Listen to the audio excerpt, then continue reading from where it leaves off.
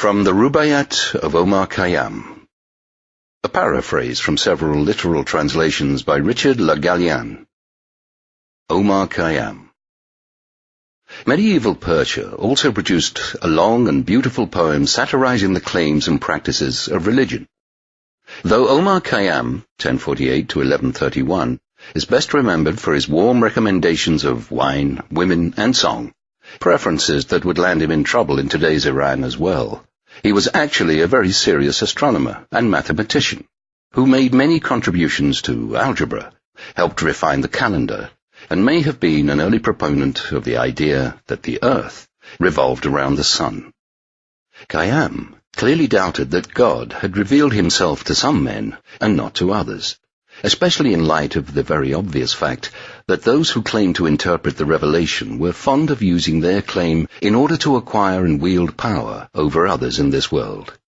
He was not the first to notice this aspect of religion, but he was among the wittiest.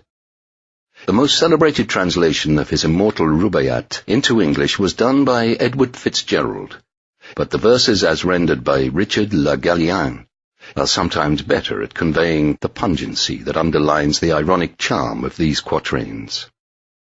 The bird of life is singing on the bough, his two eternal notes of I and thou.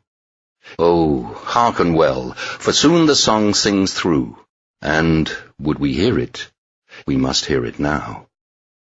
The bird of life is singing in the sun. Short is his song, nor only just begun. A call, a trill, a rapture, then, so soon, a silence, and the song is done, is done. Yea, what is man that deems himself divine? Man is a flagon, and his soul the wine. Man is a reed, his soul the sound therein. Man is a lantern, and his soul the shine. Would you be happy? Hearken, then, the way, heed not tomorrow, heed not yesterday. The magic words of life are here and now. O fools, that after some tomorrow stray. Were I a sultan, say what greater bliss were mine to summon to my side than this. Dear gleaming face, far brighter than the moon, O love, and this immortalizing kiss. To all of us the thought of heaven is dear. Why not be sure of it and make it here? No doubt there is a heaven yonder, too, but 'tis so far away, and you are near. Men talk of heaven. There is no heaven but here. Men talk of hell. There is no hell but here. Men of hereafters talk, and future lives. O love, there is no other life but here. Gay little moon, that hath not understood, she claps her hands and calls the red wine good. O careless and beloved, if she knew, this wine she fancies is my true heart's blood. Girl, have you any thought what your eyes mean? You must have stolen them from some dead queen. O little empty laughing soul that sings and dances, tell me, what do your eyes mean? And all this body of ivory and myrrh, oh, guard it with some little love and care. Know your own wonder, worship it with me. See how I fall before it, deep in prayer. Nor idle I who speak it, nor profane, this playful wisdom growing out of pain.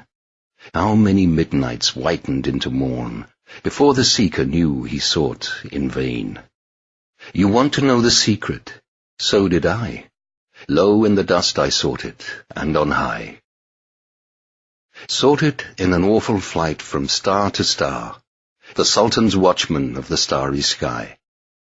Up, up, where Parwin's hoofs stamp heaven's floor, my soul went knocking at each starry door, till on the stilly top of heaven's stair, clear-eyed I looked, and laughed, and climbed no more. Of all my seeking this is all my gain. No agony of any mortal brain shall wrest the secret of the life of man. The search has taught me that the search is vain. Yet sometimes on a sudden all seems clear. Hush, hush, my soul, the secret draweth near. Make silence ready for the speech divine. If heaven should speak, and there be none to hear. Yea, sometimes on the instant all seems plain, the simple sun could tell us, or the rain. The world caught dreaming with a look of heaven, seems on a sudden tiptoe to explain.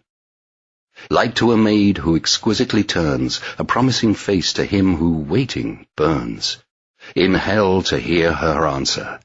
So the world tricks all, and hints what no man ever learns. Look not above, there is no answer there. Pray not, for no one listens to your prayer. Near is as near to God as any far, and here is just the same deceit as there. But here are wine and beautiful young girls. Be wise and hide your sorrows in their curls. Dive as you will into life's mysterious sea, you shall not bring us any better pearls. Allah, perchance the secret word might spell, if Allah be, he keeps his secret well. What he hath hidden, who shall hope to find? Shall God his secret to a maggot tell? So since with all my passion and my skill the world's mysterious meaning mocks me still, shall I not piously believe that I am kept in darkness by the heavenly will? How sad to be a woman, not to know aught of the glory of this breast of snow, all unconcerned to comb this mighty hair, to be a woman and yet never know. Were I a woman, I would all day long sing my own beauty in some holy song, bend low before it, hushed and half afraid, and say, I am a woman, all day long. The Koran. Well, come, put me to the test, lovely old book in hideous error dressed. Believe me, I can quote the Koran too. The unbeliever knows his Koran best. And do you think that unto such as you, a maggot-minded, starved, fanatic crew, God gave the secret and denied it to me? Well, well, what matters it? Believe that too. Old Khayyam, say you, is a debauchee. If only you were half so good as he.